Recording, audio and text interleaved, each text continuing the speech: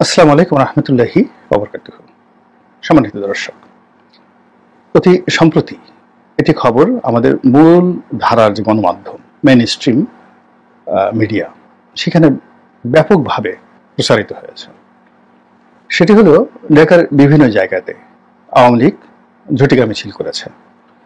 তার মধ্যে উত্তরাতে যে ঝটিকা মিছিলটি করেছে সেটা বেশ বড়সড় আকারে হয়েছে, দীর্ঘ সময় ধরে হয়েছে এবং উত্তরাতে এই যে মিটিংটি বা ঝটিকা মিছিলটি আওয়ামী লীগ করবে এটি ওখানকার স্থানীয় নেতৃবৃন্দ জানতো, পুলিশ জানতো, প্রতিপক্ষ জানতো, কিন্তু কেউ কিছু করতে পারেনি। এগুলো নিয়ে আওয়ামী বিরোধী যারা শক্তি, যারা আওয়ামী লীগকে ফ্যাসিবাদ রূপে, স্বৈরাচার রূপে আওয়ামী লীগের পতন কামনা করে, তাদের জন্য এটা রীতিমতো একটা বজ্রপাত এবং সরকারের জন্য রীতিমতো একটা অস্থির খবর। অতীতে যা হয় সেটা হলো সরকার সবসময় তার প্রতিপক্ষকে দমনের জন্য পুলিশকে ব্যবহার করে। তো এক্ষেত্রেও আওয়ামী লীগের মিছিল কেন নামলো এবং সেই মিছিল ভবিষ্যতে যেন নামতে না পারে, এ সকল বিষয় নিয়ে পুলিশ বাহিনীকে রীতিমতো সরকারের পক্ষ থেকে দায়ী করা হচ্ছে। এবং যিনি স্বরাষ্ট্র মন্ত্রণালয়ের দায়িত্বপ্রাপ্ত কর্তা রয়েছেন, এই ভদ্রলোক নিরেট ভদ্রলোক মানুষ, সহজ সরল জীবন, কথাবার্তা একদম অকপটের সব বলে ফেলেন। তিনি পুলিশকে জিজ্ঞাসা করেছেন বা পুলিশকে দায়ী করেছেন যে কেন এইভাবে একটা আওয়ামী লীগ মিছিল করতে পারলো। দ্বিতীয়ত তিনি নির্দেশনা দিয়েছেন যে আগামীতে যেন আওয়ামী লীগ কোনো অবস্থাতে এই ধরনের মিছিল করতে না পারে। তো প্রথমত আওয়ামী লীগের মিটিং করা, আর দ্বিতীয়ত স্বরাষ্ট্র উপদেষ্টার এই ধরনের বক্তব্য, এটি নিয়ে মূল ধারার গণমাধ্যমে ব্যাপক আলোচনা চলছে। তার সঙ্গে সঙ্গে সামাজিক যারা মাধ্যমে কথা বলেন, কন্টেন্ট ক্রিয়েট করেন, তারাও কিন্তু তাদের মূল্যবান বক্তব্য তুলে ধরছেন। তাদের বক্তব্যটা হলো যে আওয়ামী লীগ তো এখন পর্যন্ত নিষিদ্ধ হয়নি। তো আওয়ামী লীগ নিষিদ্ধ হয়নি, কাজেই তাদেরকে মিছিল করতে দেয়া হবে না। এটা কেন স্বরাষ্ট্র উপদেষ্টা বললেন? এটা তো তার এখতিয়ার নেই, পুলিশ তো এই কাজ করতে পারে না। এক। দুই নম্বর হলো যে পুলিশকে এই কথা বলে তিনি তো সেই আগের যে ফ্যাসিবাদী ব্যবস্থা, জামাতকে দমন করার জন্য আওয়ামী লীগ যে কাজ করেছে, বিএনপিকে দমন করার জন্য আওয়ামী লীগ যে কাজ করেছে, ঠিক সেম কাজটি করলেন। তো তিনি এই পুরো পরিস্থিতি কেন রাজনৈতিকভাবে মোকাবেলা করলেন না? তাকে নিষিদ্ধ করেন অথবা কাউন্টার মিছিল করেন আপনার লোকজনকে দিয়ে, বিএনপিকে দিয়ে, বৈষম্য বিরোধী ছাত্রদেরকে দিয়ে। কেন তারা সেই কাজগুলো করতে পারছে না? এগুলো নিয়ে চুলচেরা বিচার হচ্ছে, বিশ্লেষণ হচ্ছে। এখন আওয়ামী লীগের মিছিল দমন করার জন্য পুলিশ দায়িত্ববান হবেন কিনা, পুলিশ মুভ করবে কিনা, এগুলো নিয়ে নানা রকম গুজব ছড়িয়ে পড়েছে। সত্য এবং মিথ্যা আমি বলতে পারবো না, কিন্তু সামাজিক মাধ্যমে নানা রকম পোস্টার এবং ব্যানার লক্ষ্য করা যাচ্ছে। তো সেখানে বর্তমান যে আইজি সাহেব যেটি হয়েছে, সেই আইজি সাহেবকে বলা হচ্ছে, ইনি মিস্টার বাহার, পুলিশের মহাপরিদর্শক, তার ছবি দিয়ে একটা বক্তব্য বলা হচ্ছে যে পুলিশ হত্যা এবং থানা লুটের যে ঘটনা, এই বিষয়গুলোর সুরাহা না হলে বা এই সংক্রান্ত মামলা না হলে পুলিশকে আওয়ামী বিরোধী যে মিছিল বন্ধ করার কাজে উৎসাহিত করা যাবে না। তো এই কথা তিনি, তার ছবি ব্যবহার করা হয়েছে, কিন্তু বলা হচ্ছে যে মেট্রোপলিটন পুলিশ কমিশনার বলেছেন। ধরে নিলাম যে পুলিশ এই ধরনের কোনো কথা বলেনি, কিন্তু এটা সামাজিক মাধ্যমে প্রচার করা হচ্ছে। এখন সামাজিক মাধ্যমে এই যে প্রচার করা হচ্ছে, এটা কিন্তু ভীষণ রকম যাকে বলা হয় আলোচিত হচ্ছে, এটা নিয়ে আতঙ্ক ছড়িয়ে পড়েছে, এটা নিয়ে বিতর্ক হচ্ছে। অর্থাৎ বাংলাদেশে যে প্রায় ২৫০০ পুলিশ হত্যাকাণ্ডের শিকার হয়েছেন আগস্ট মাসের ৫ তারিখের আগে পরে, এটার একটা হত্যা মামলা কেন হবে না? কেন এই হত্যায় যারা জড়িত তাদের বিচার হবে না? কেন? থানাগুলো যে লুট হয়েছে, অনেক থানায় হাজার হাজার অস্ত্র, এর মধ্যে অনেকে থানায় অস্ত্র জমা রেখেছে। আমার নিজের কথা বলি, আমার অস্ত্রটাও থানায় জমা ছিল। তো আমার যে থানায় অস্ত্র জমা ছিল, আমি যখন আনতে গেলাম এই কয়েকদিন আগে, তখন ওসি সাহেব বললেন যে স্যার, আপনার সৌভাগ্য, আমাদেরও সৌভাগ্য, অনেক থানায় অনেক অস্ত্র লুট হয়েছে, অনেক প্রাইভেট অস্ত্র লুট হয়ে গেছে, কিন্তু ভাগ্য ভালো আমাদের থানায় এই কাজটা হয়নি। এই জন্য যে আপনাকে অস্ত্রটা ফেরত দিতে পারলাম, এজন্য কৃতজ্ঞ।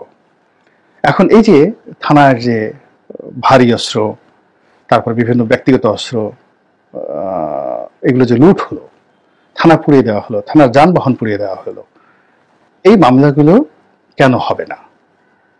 এটা নিয়ে বিভিন্ন মহল থেকে দাবি উঠছে, এবং এই দাবির সঙ্গে সঙ্গে পুলিশকে যত বেশি আপনি অ্যাক্টিভ করবেন, যত বেশি শক্তিশালী হবে, এই দাবি পুলিশের পক্ষ থেকে 1 নম্বর দাবি হিসেবে করা হবে। এবং পুলিশ এখন যে অবস্থাতে, গত সেই 3 মাসের মধ্যে তারা যেভাবে নিজেদেরকে গ্রুমিং করে ফেলেছে, অনেকটা আত্মবিশ্বাস ফিরে পেয়েছে। এভাবে যদি চলতে থাকে আগামী 3-4 মাসের মধ্যে এই থানা লুটের বিষয়ে, অস্ত্র লুটের বিষয় এবং পুলিশ হত্যার বিষয়ে অবশ্যই মামলা করার জন্য পুলিশ সর্বশক্তি নিয়োগ করবে। আপনি বোঝার চেষ্টা করুন যে সেই বিডিআর পিলখানা হত্যাকাণ্ড হয়েছে 2009 সালে, সেটি কত মানুষের শাস্তি হলো, কত মানুষ চাকরি হারালো, বিডিআর এর নামটি চলে গেল, কিন্তু ওই যে অসন্তোষ রয়ে গেছে, এখন আবার নতুন করে কমিশন হয়েছে। ওই যে 71-এর রাজাকার আলবদর আর শামস যে হত্যাকাণ্ডগুলো ঘটিয়েছে, দেখেন সেই যুদ্ধাপরাধের বিচার হয়েছে। আবার এখন যে বিচারের জন্য এই যুদ্ধাপরাধ ট্রাইব্যুনাল গঠন করা হয়েছিল, আইসিটি, ইন্টারন্যাশনাল ওয়ার ক্রাইম যে ট্রাইব্যুনাল, তো সেই ট্রাইব্যুনালে এখন আবার আওয়ামী লীগ নেতাদের বিচার হচ্ছে। সেখানে রাশেদ খান মেনন, হাসিনা লোকানিউ, তারপরে সালমান এফ রহমান, তারপরে আইনমন্ত্রী আনিসুল হক, সাবেক আইনমন্ত্রী, এরপর সাবেক খাদ্যমন্ত্রী কামরুল ইসলাম সহ সব নেতাদেরকে সেখানে পিঠ মোড়া করে বেঁধে, প্রথমে সেখানে তাদেরকে খুব জামায়া ধরে আনা হতো, আর এখন তাদের সেই সম্পর্কে নেতিবাচক কথাবার্তা হচ্ছে যে তারা কোর্টে এসে ভাব দেখান, হাসেন, হাত নাড়েন, তারপর সে বিভিন্ন মন্তব্য করেন, দেখা হবে, আবার যুদ্ধ করব, বেঁচে থাকতে হবে লড়াই করে, ভালো আছি, দোয়া করো। তো এই যে হাত নাড়ানোর কারণে তাদের দেখা গেল যে প্রথমে তাদেরকে হাত করা পড়ানো হলো সামনে, এবং এতেও তাদের লজ্জা হয়নি, তারা সেই হাত নাড়াচাড়ি করতো হাত করা পড়া অবস্থায়। এখন দেখলাম যে এদেরকে পিঠ মোড়া করে বেঁধে পিছনে হ্যান্ডকাপ পরিয়ে, তারপর পুরো হেলমেট মাথায় দিয়ে এমন ভাবে আনা হচ্ছে যে তারা মাথা উঁচু করতে পারছেন না, তাদের যে 32টা দাঁত বের করে যেটা ভেস্কি দিবেন, ওই অবস্থা এখন তাদের কারো নেই। বরং কয়েকদিন আগে সাবেক যে খাদ্যমন্ত্রী বা সাবেক আইনমন্ত্রী কামরুল ইসলাম ঢাকা কোর্টে গিয়ে একটা বেশ লাটগিরি দেখিয়েছিলেন। তিনি হেঁটে উঠতে পারবেন না, গালাগালি করেছেন, ফাজলামও পেয়েছো, মস্কারা পেয়েছো, লিফট চালু নাই কেন। তো এই যে তার চেয়ে বয়স্ক মানুষ ডক্টর মোহাম্মদ ইউনূসকে যখন এভাবে উঠানো হতো, তখন তো তিনি এই ধরনের কথা বলেননি। তো এই যে তার কারণে কি হলো, এখন দেখা গেল যে তাকে এই কোর্টে উঠানোর আগে এখন পিঠ মোড়া করে বেঁধে তারপরে তাকে হ্যান্ডকাপ পরিয়ে উঠানো হচ্ছে, এবং এই হ্যান্ডকাপ পরানোর সময় তিনি বলছেন যে আস্তে করে আমি খুব ব্যথা পাচ্ছি, এই যে কণ্ঠটা যে তার নরম হয়ে যাচ্ছে। তো তদ্রূপ মানে পুলিশ এমন একটা সংগঠন, এটা বাংলাদেশের সবচেয়ে প্রাচীনতম সংগঠন, পাক ভারত উপমহাদেশের সবচেয়ে বনেদি এবং সবচেয়ে প্রাচীনতম সংগঠন। এটার যে রুলস অফ বিজনেস, এটি আমাদের সেনাবাহিনীর চাইতে বেটার। এদের যে ট্রেনিং, এদের যে রেকর্ড, আপনি কি দেখেন আর্মি মিউজিয়ামে, সেনাবাহিনীর মিউজিয়ামে তাদের যে রেকর্ড রয়েছে, তার চেয়ে পুলিশের যে রেকর্ড অনেক স্ট্রং, অনেক স্ট্রং। এবং পাবলিকের সঙ্গে অ্যাকশন রিয়াকশন, রাজনীতির নিয়ন্ত্রণ, মুহূর্তের মধ্যে পরিবর্তিত পরিস্থিতির সঙ্গে অ্যাডাপশন, এই ক্ষমতা সরকারি কর্মকর্তাদের মধ্যে সবচেয়ে বেশি আছে পুলিশের। তো সেই পুলিশের 2500 সদস্যর হত্যাকাণ্ড, 2.25 লাখ পুলিশ, আপনার কি মনে হয় লেমন জুস খাবে, ফিডার খাবে, বা মুখে সেই চুষনি দিয়ে তারা চুচু করবে না? যখনই সুযোগ পাবে তখনই তারা গর্জে উঠবে, এবং এমনভাবে গর্জে উঠবে এই আওয়ামী লীগ লোকদের হাত করা পরানো দেখেই আপনার সেটা আন্দাজ করা উচিত। যে কয়দিন আগে এই পুলিশের, এখন বলা হয় যে পুলিশের 90% কর্মকর্তা আওয়ামী লীগের, তো 90% কর্মকর্তা আওয়ামী লীগের হলে সেই কর্মকর্তাদের দ্বারা আওয়ামী লীগের নেতাদের কি অবস্থা হচ্ছে। তো এখন যারা আছেন তারা অনেকে হয়তো বিএনপি হয়ে গেছেন, অনেকে জামাতে হয়ে গেছেন, অনেকে হয়তো সেই ডক্টর মোহাম্মদ ইউনূসের দলের লোকজন হয়ে গেছেন, কিন্তু পরিবর্তিত পরিস্থিতিতে তাদের চোখ উল্টাতে বা কারো হাতে হাত করা পড়াতে কিংবা পিটমোড়া করে বাঁধতে তাদের 1 মিনিটও দেরি লাগবে না।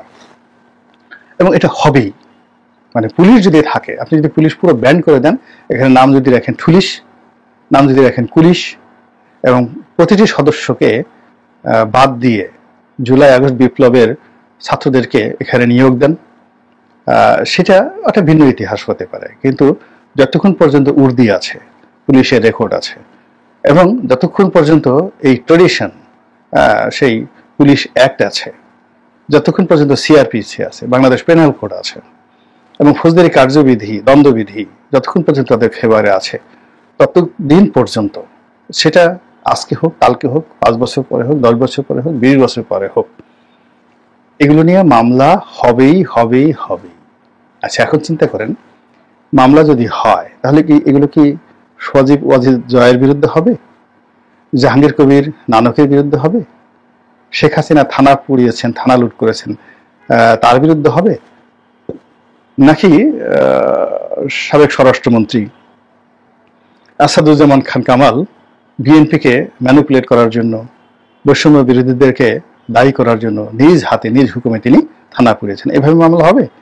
নাকি ইতিমধ্যে যে সকল তথ্য সংগ্রহ করা হয়েছে, উপাত্ত সংগ্রহ করা হয়েছে, যে সকল বক্তব্য রেকর্ড করা হয়েছে, যে সকল ব্যক্তিদেরকে অ্যাসার্টেন করা হয়েছে, এবং যে সকল কথাবার্তা আকাশে বাতাসে উড়ে বেড়ায়, তাদের উপর ভিত্তি করে যদি আগামীতে এই মামলা সমূহ পরিচালিত হয়, তাহলে কি হবে?